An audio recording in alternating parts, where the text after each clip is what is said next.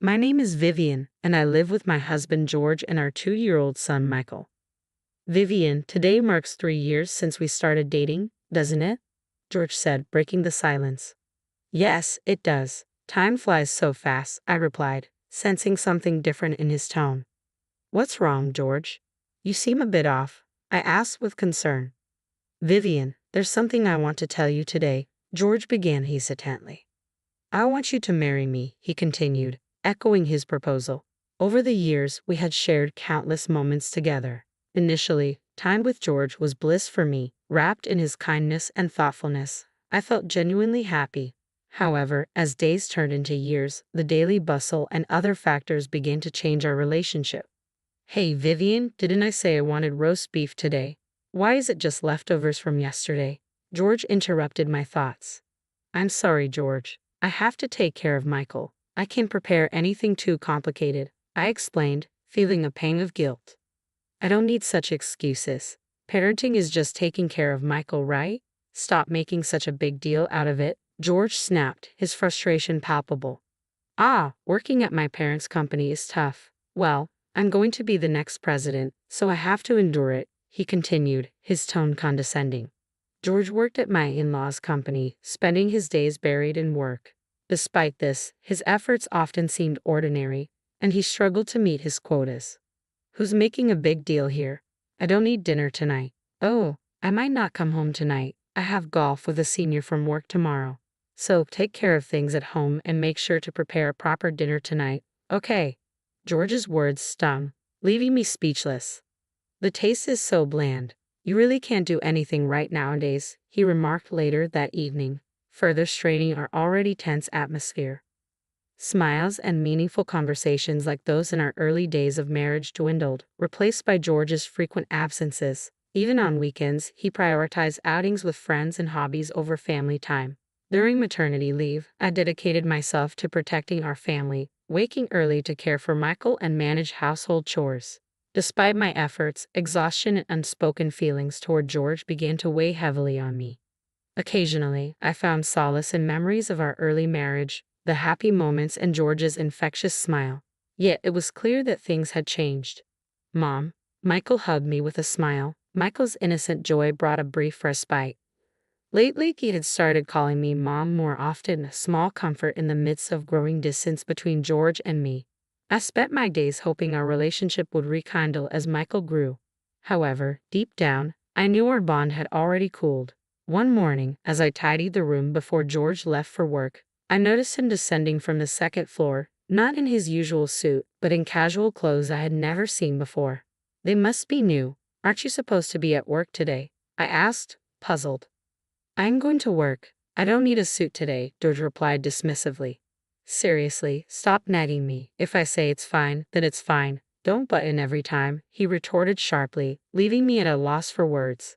I was just asking, that's what's annoying. Anyway, I'm leaving now, George said, his departure through the front door feeling like an escape. I couldn't shake the feeling that he wasn't heading to his office. Where was he going? I tried not to dwell on the answer. The distance between George and me seemed to widen with each passing day. Our conversations became scarce, tinged with a cold atmosphere. The smiles and kindness from our past felt like distant memories. Now, his words were laced with criticism and sarcasm. Whether he commented on my cooking or cleaning, his sharp remarks pierced my heart. Was it all my fault? Days were spent in self-doubt, questioning why our relationship had changed so drastically. Time passed without clarity. Despite my efforts in managing the household and caring for Michael, it never seemed enough for George. The decrease in conversation and his cold demeanor hurt deeply. His once kind and considerate words had been replaced by constant critique. Something inside me broke. My love for George faded and memories of happier times became distant. A sense of indifference replaced the emptiness in my heart. What was the point of everything I had done so far? Mom, look, I made this. Michael's voice interrupted my thoughts. Oh wow, that's amazing. Did you draw this? I asked, genuinely impressed. Yeah, this one's a dog, and this is a cat, Michael explained proudly. You're really good at drawing, Michael. I praised him, his smile warming my heart. As time passed, my feelings shifted. As my love for George waned, my love for Michael deepened.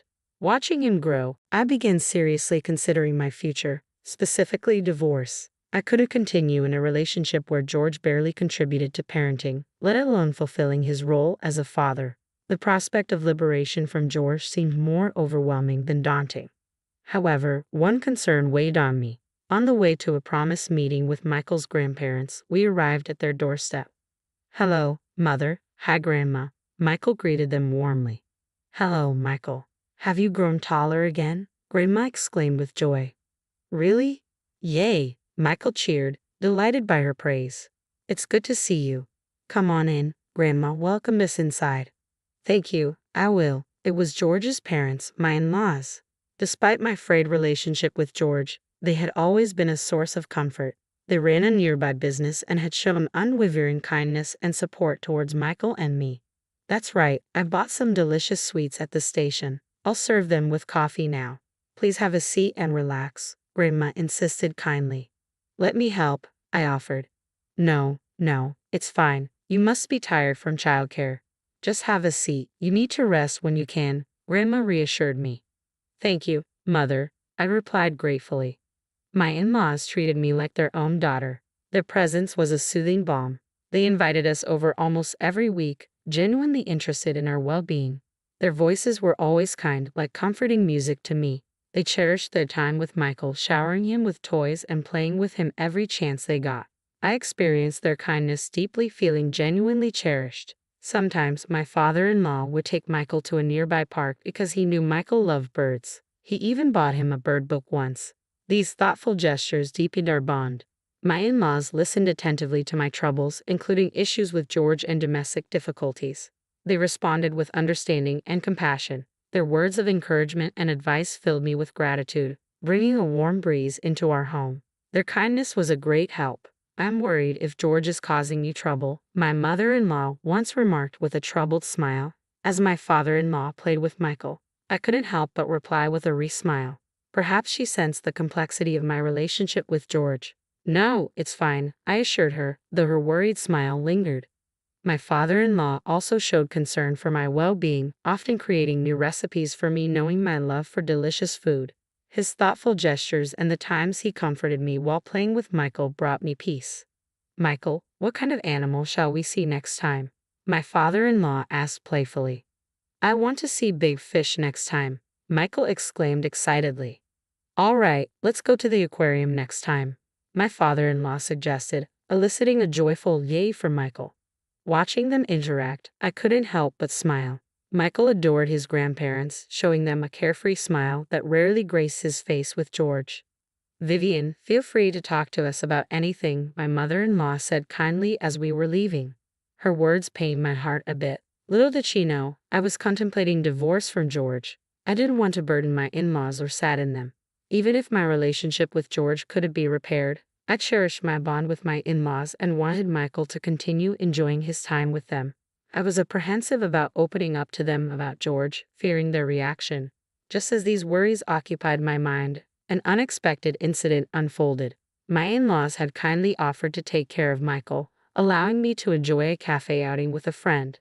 "It's been a long time since we've had a cafe like this, hasn't it?" my friend remarked as we sat down, sipping our coffee. "Really, Vivian? You've seemed busy recently," she observed with concern. "Have I?" I replied vaguely, trying to brush off the worry in her eyes. "Hey, Vivian, has something happened with your husband recently?" My friend hesitated, choosing her words carefully. "What do you mean?" I asked, tilting my head in confusion.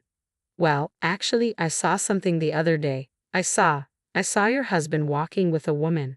I don't know." My friend's voice trailed off, her expression troubled. For a moment, my mind went blank.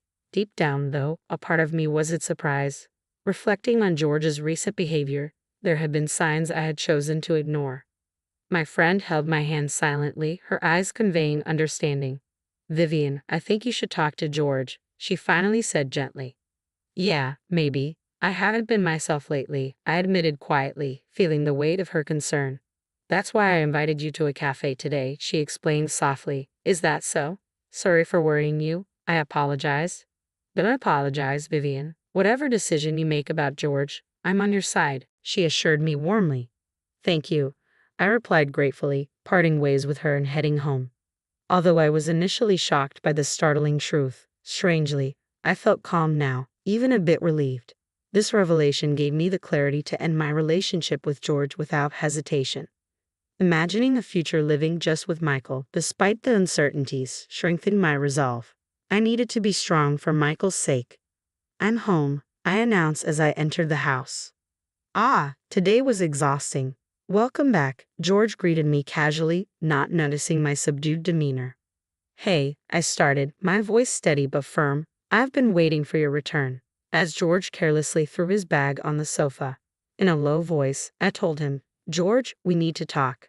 "Can it wait until after dinner?" George replied, visibly annoyed. "No, I want to talk about it now," I insisted. "What now?" "Such a hassle," George grumbled, avoiding eye contact. "Well, this situation is your fault, isn't it?" I confronted him. "Huh? What are you talking about?" George looked puzzled, but there was a flicker of unease in his eyes. "I heard from my friend. Is it true that you were walking with another woman?" I pressed, my voice steady. George's reaction was undeniable confirmation. His face changed color instantly, and his eyes darted around, searching for an escape. "That must be a mistake. Your friend saw, right?" George stammered. "She heard your voice and even knows the store you two went into." "Shall I confirm it with the store staff?" I challenged, feeling a surge of boldness. "It's useless to hide it," I continued as George struggled for words. "Damn it," George spat out bitterly, his anger surfacing. "Yeah, that's right. Her name is Zoe. Unlike you, she's perfect at work, in housekeeping, and she's cute. She even said she likes me, even though I'm married." "Yeah, that just shows how attractive I am, right?" George mocked, his tone cutting. "I loved you, George, even though you're married," he mimicked Zoe's words. Would a normal woman approach a married man like that? There must be more to it, I reasoned, but George's dismissive attitude was clear. "Why should I feel bad for you and Michael? You should be ashamed for not supporting me more in my hard work," George retorted defensively. "I heard from your father and mother that you hadn't even met your work quotas. Can you still say you're working hard?" I shot back, feeling the weight of disappointment. "I'm doing things my way. I'm going to be the next president, so don't interfere," George asserted arrogantly. "I doubt you'll ever become president," I stated quietly, my resolve hardening. "What did you say?" George's voice rose. "Fine, I'm done with you. Let's divorce," I declared firmly, unable to bear his excuses any longer. "I'll divorce you and marry Zoe. Do whatever you want," George pointed at me, his words sharp and hurtful. "Don't talk bad about Zoe. You're just jealous of her, aren't you?" George accused, misinterpreting my stunned silence for shock. "That's not the case," I replied quietly. "I'll show you. You'll regret this when you come begging to me later," George shouted angrily, storming out of the house, likely heading to Zoe's place. Impulsively, I tried to follow him but tripped over a slightly lifted carpet edge. I fell hard, hitting my back against the table with a sharp pain I had never felt before. Overwhelmed by the intense agony, I groaned, unable to move. Crawling towards my smartphone nearby, I dialed for an ambulance as darkness threatened to engulf me. "Mom, where am I?" Michael's voice brought me back when I woke up.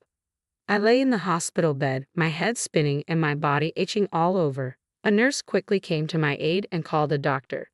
Seeing my anxious state, they explained what had happened and tried to calm my nerves. "It's okay, you'll gradually recover," the nurse assured me. "Yes, thank you," I managed, trying to absorb the news. "Anyway, it's good that your life isn't in danger," the doctor added.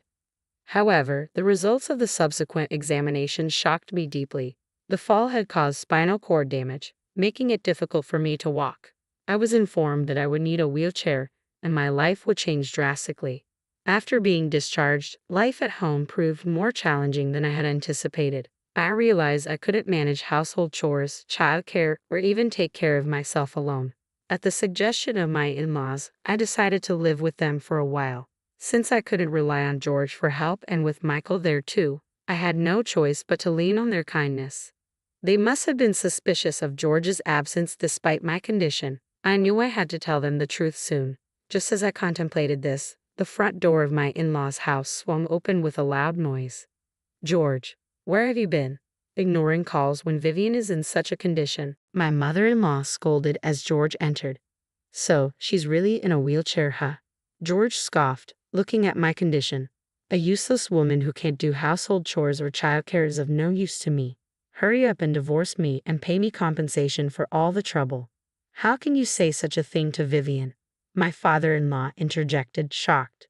It's okay, Mom, Dad, I murmured weakly, feeling the weight of George's callous words. Vivian, let's get a divorce, George declared coldly.